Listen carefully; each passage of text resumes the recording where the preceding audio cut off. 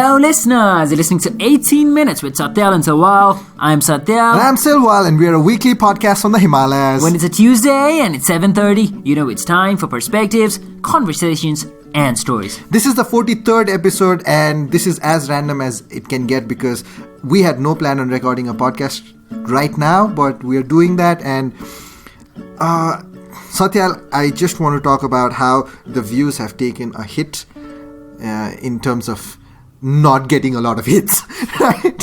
Right. The 41st and the 42nd episode have not been as good as, let's say, the previous 40 episodes. And this made me think a lot about, are we not giving our best? And this is something that I really want to talk about for the first 30 seconds and then move on to something really Is it important. because I deactivated my Facebook? Yes. I'm beginning to question it. I'm going to blame you. I'm going to blame you. Well, maybe because people would have clicked on the links and gone on to listen. We probably would have had 40, 50 more views. But I was just thinking, 6 months back, if the same thing had transpired, I'd probably taken it very personally and taken my share of the blame and felt like, okay, this is not working. Our podcast is probably not doing well and stuff. But there's something that I came to learn recently, and this is what we are about to discuss on the podcast today. It's called The 4 Agreements, and it's from the best-selling book, The 4 Agreements by Don Miguel Ruiz. So I just want to stop right now and tell, if you are interested in it, just go and look at the book, try to download it, try to buy it, pause the podcast, or you can just Google it and find the 4 agreements and join in on the conversation. So, Sarah, what are the 4 agreements? Okay, so I just want to name the 4 agreements that people need to make with themselves for a better life, for a chance at happiness, and just to find themselves, as you rightly put it, to be free or to be liberated. The 4 agreements is with yourself. Yes. It's not with somebody else. Yes, it's with yourself. It's with you. So the first one is be impeccable with your word. The second is don't take anything personally. The third one is don't make assumptions. And the fourth one is always do your best. So let's just start off with the first agreement and just talk about All right, do you hear this bell? Probably God is listening to the podcast right now and he's very happy with our attempts. So and this is like an auspicious occasion to start a podcast. All right, be impeccable with your word. So it just means speak with integrity. Yeah. So whatever you say, be true to yourself. If you don't have anything good to say, probably don't speak at all. And just follow up on whatever you've said or done. Speak what is good for you and for other people. Sounds easy, right? Absolutely. But it isn't. It isn't. How many times have you lied just to make the other person go away, or just to say... Or just to make them happy. Your girlfriend Yeah. comes to you, doesn't look that great on that particular day, but you can't tell her that you look ugly. Even No, if you just a do, very you're going to get practical a stuff. smack in the head or a big stare. Right. But just being impeccable with your words. How important is it to always be true to what you say? And just think about that. Throughout the day, there are so many lies that we spout from our mouths. It's not always the right thing to do, but we do it anyways. And imagine the life you would live if you were true to yourself and spoke the words that you valued and you believe in. Just adding to what you're saying, I think if every one of us stayed true to our words, we'd probably keep quiet most of the time. Because I think a lot of things that we say are unnecessary. We're just blabbering on and on. Mindful speaking isn't commonplace. Yeah. So we just speak with the intention of fitting in to make people feel like we're talking to them, we're friends with them, and we have this very friendly attitude. But most of the times, if we could just look at the words that we've used throughout the day, it would just not make any sense at all. I think I want to add on this because when I was younger, I used to sit with my grandfather and I used to talk about so many different things because he read a lot of religious books, and because I was this rebellious kid back then, I used to always counter against his points and arguments on religion and everything. And I used to ask a lot of stupid questions. You can see a pattern. I say I was stupid a lot, right? So I used to just ask him, why did this God do this, or why did this God do that? Why is it not fitting in with the story and everything? And God, you're listening to me right now. Again? I can hear the bells ringing. And one day he snapped at me, not because he was annoyed, but because he told me, don't ask questions you don't want answers to. And that really made me think about the choice of questions and words that I'm using, because if I don't really want to know the answer of anything, what in the hell am I doing asking those questions?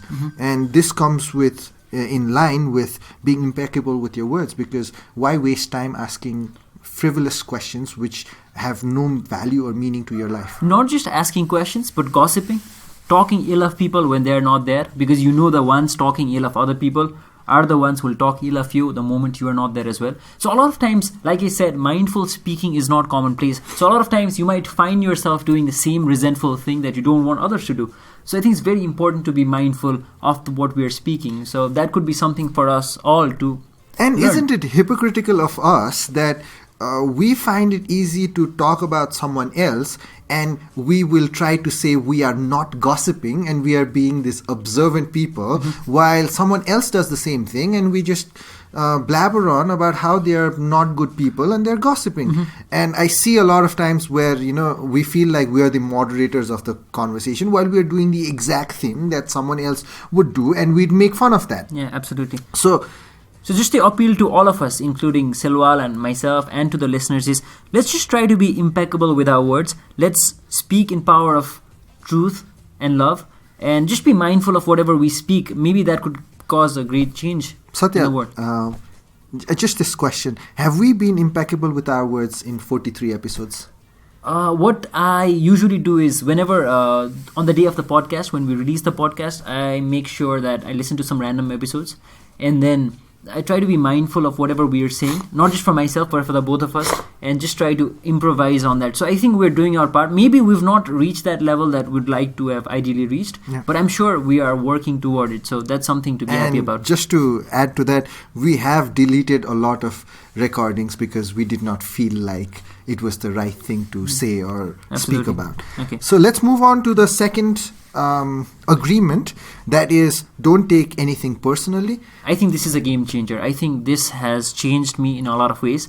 Only this past week, I was a guest speaker at King Speakers Club, and there were a lot of newbies who are new into public speaking, really excited, and there's a really good energy there. And one of my suggestions that I used in my speech was this same thing: don't take anything personally. You're starting out, a lot of people might have comments saying you are not good on this level or you're not good on this front. It's very easy to get discouraged and see that you're no good and you can't be a good public speaker, whereas people are just giving you comments so that you can improve. So don't take them personally was my suggestion to them.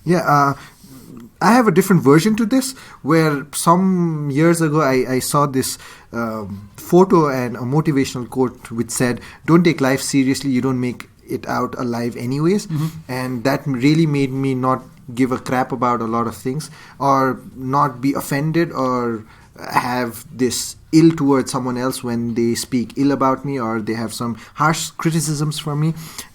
This has always been an easy thing for me to do, because once I stop taking things personally and just know that that person has a different reality to what my reality is, Absolutely. it just makes it easier, where I can empathize with the other person and be like, maybe I was in the wrong and maybe I've done or said things that might trigger their thought into having something negative about me. Yeah, that absolutely happens. Somebody says something about you and you feel like that is your reality, whereas they said that because they're speaking from, like you said, their own model of reality. So if somebody does not like our podcast, well, they might not this like it. has happened with, we've got one comment. We've had a really bad comment, and it was specially directed with the poem that I wrote. So it would have been very easy for me to take it personally and stop writing, but I'm not going to do that. That person probably was not in a mood for that sort of writing, so that happens. I think I just want to talk about, that was one negative comment out of 40, 50, 100 positive comments that we had. And I just want to talk about how difficult it is to not take things personally, because many times sadness in our life is because of something someone said to us on some fine day and ruined the entire morning or afternoon or evening. And it's so easy to forget the joy. Exactly. All the joy that lasted throughout the time, and then there's this one negative comment and we take it personally and feel like we're not good enough. The 79 views that you talked about at the start of the episode, it's very easy to take that personally. Yeah. And you question if we were not giving our best. But yeah, it's always good to look back and try to improve yourself, but taking it personally is not the healthiest thing to do. And just imagine if you are immune to the opinions and actions of others, you won't be the victim of needless suffering. Absolutely. And that would be amazing. Yeah. So that's number 2. Don't take anything personally. Number 3, and this is one of my favorite. In fact, all 4 are my favorites. Don't make assumptions.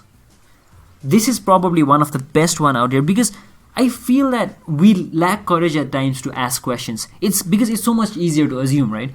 To ask a question means putting in an extra effort, and you'd rather not make that effort. You just assume.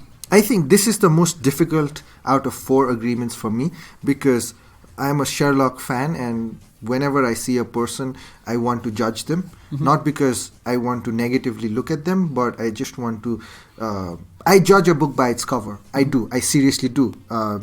It is not always how good they look or what clothes that they're wearing, but I already have a bias in my head, and which leads to me making assumptions about that person and how that person would react. And it is specifically liberating when my assumptions are proven wrong, when someone I did not expect to do something nice or have a positive reaction or a positive outlook in life, which I have this negative character about me, where I'll assume that this person is a pessimist person. And when that person proves me wrong, it is liberating. But imagine how I could go into any conversation or meet any people without having that negative bias or that slight positive bias. Because I'll tell you, research has shown that when a student is more attractive, teachers favor them better.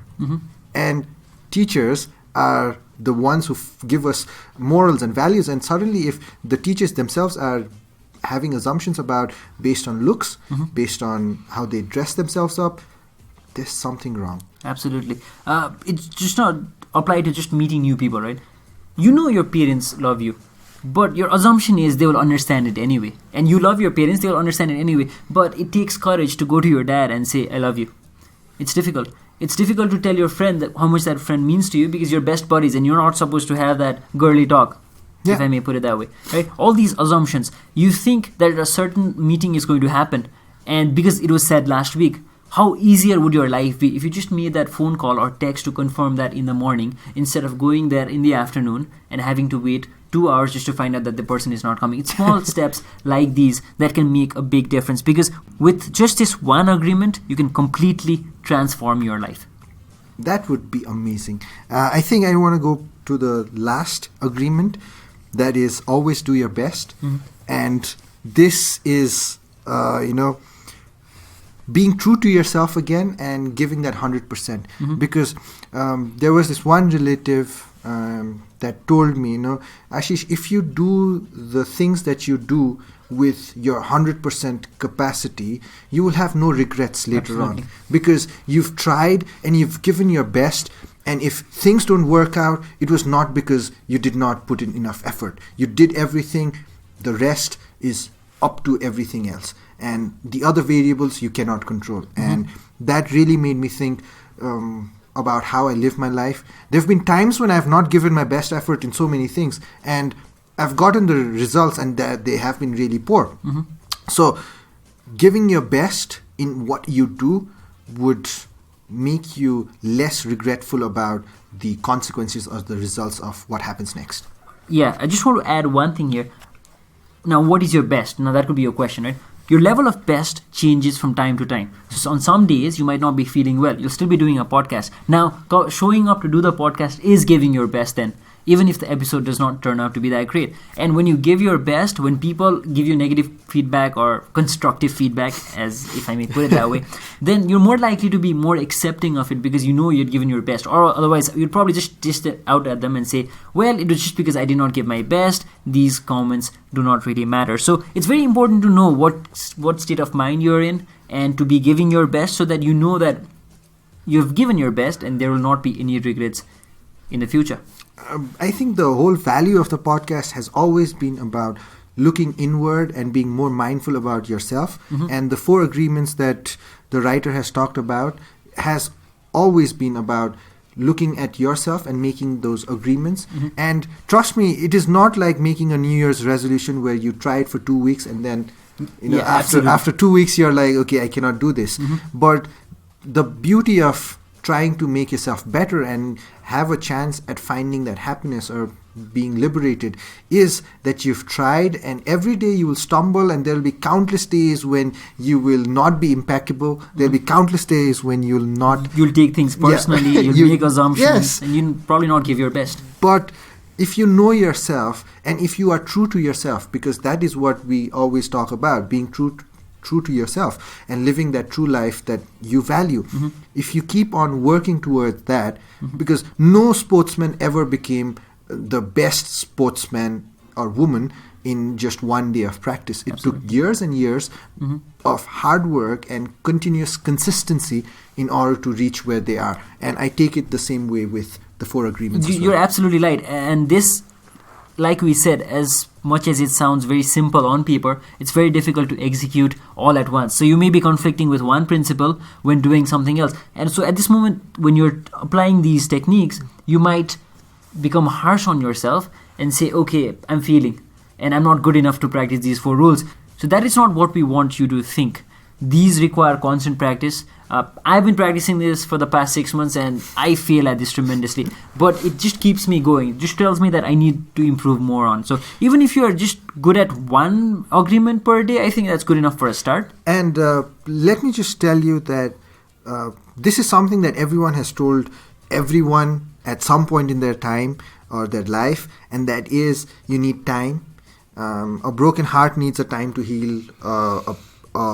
Agreement needs time to perfect or to hone. A skill needs time to be better at. So you cannot be impatient with yourself and say, I cannot do this, because you have to give yourself that luxury of time, because time is one thing that is there with you and it is moving with you, and you'll have to keep on trusting the process, because it's not about getting there, but rather the journey of learning more about yourself each and every day. Alright, so we're nearly coming to the end of this podcast. I just want to take a public commitment from you. Which one of these 4 agreements, just one, would you like to work on immediately?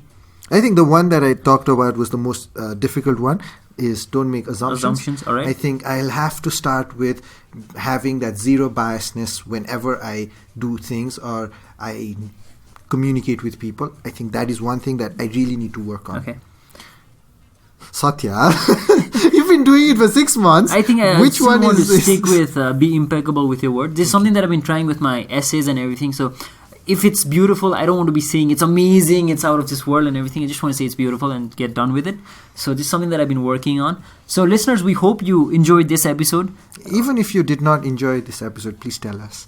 Yeah, be impeccable. Be impeccable with your words. And don't just assume that we'll know it. Write to us, let us know. We want to know how you take on board these 4 principles, and just let us know what you make out of it. We won't take anything personally, and we promise to always do our best. We'll be back again next Tuesday at 7:30 p.m. And one last thing. It's never too late to start.